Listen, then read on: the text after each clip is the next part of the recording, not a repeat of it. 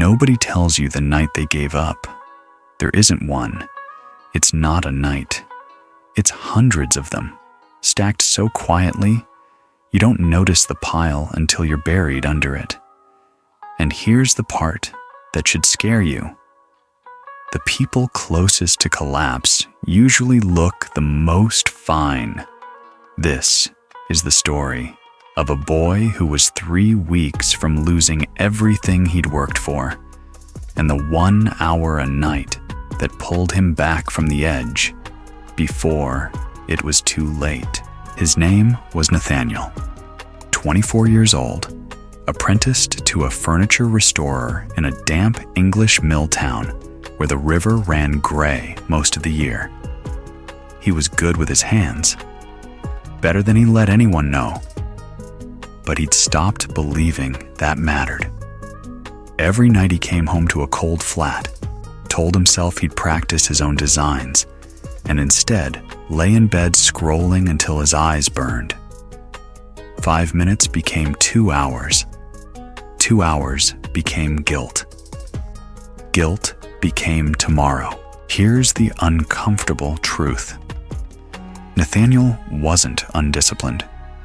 His brain was doing exactly what an overstimulated nervous system is built to do: chase the nearest dopamine hit to avoid sitting with anything uncomfortable. Neuroscientists call it avoidance coping. The less you face your thoughts, the louder they get. And the louder they get, the harder they are to face. It's a loop. And Nathaniel was 3 weeks deep into a competition that could save his career, with nothing finished and no idea how to start. If he failed that competition, he wasn't just losing a contest. He was losing his apprenticeship. His mentor had already warned him twice.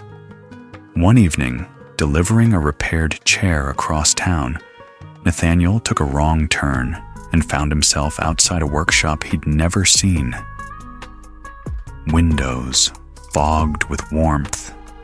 No music.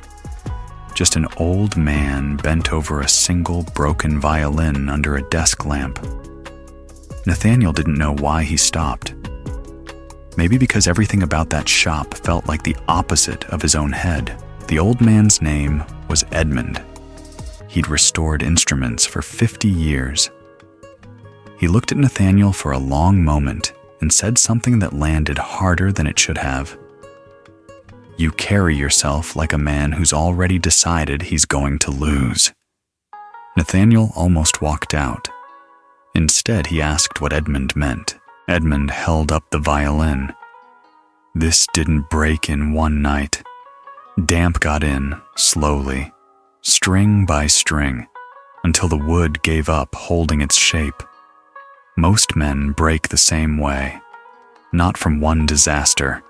From every night they refused to sit still long enough to notice the damp getting in. Edmund gave him something strange.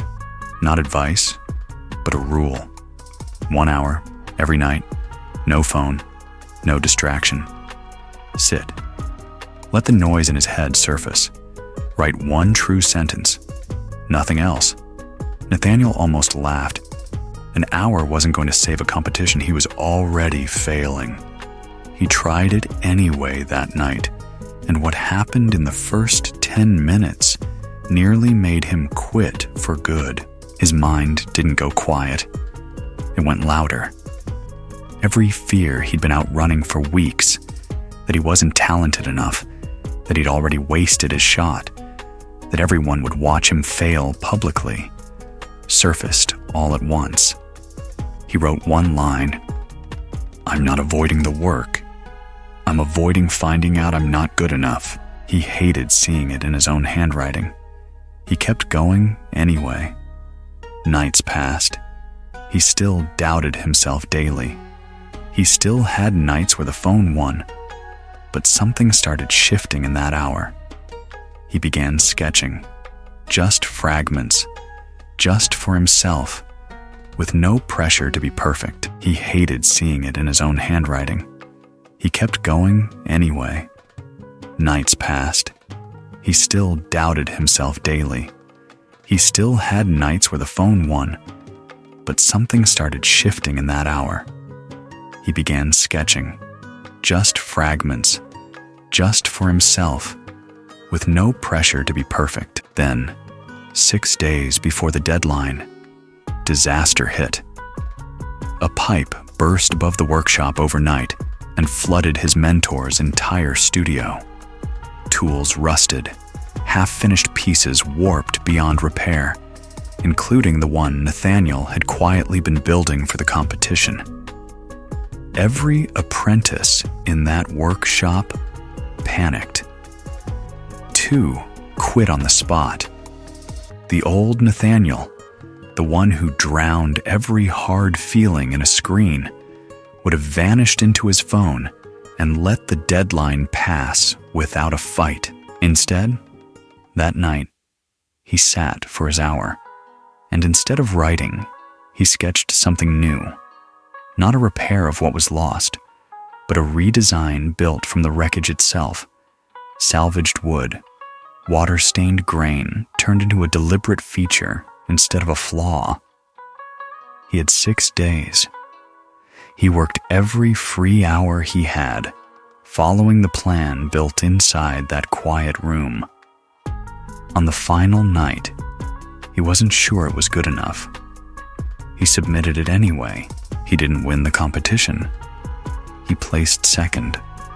But the judge, a furniture maker of national reputation, asked to meet the person who turned storm-damaged wood into the featured detail of the whole piece. That conversation became an offer. A real one. Edmund came by the shop months later, said almost nothing, just ran a hand along the finished piece and said, "Damp got in, but you didn't let it stay." Here's what actually saved Nathaniel. Not talent, not the competition, not even the hour itself. It was what the hour gave him. An unclogged mind, finally able to hear its own fear clearly enough to answer it, instead of drowning it out one more night. You don't need a bigger plan tonight. You need 1 hour without a screen answering for you. 1 honest sentence. 1 real question. What am I avoiding hearing? Then listen, not with panic, with patience. Because the people who turn their lives around rarely do it loudly.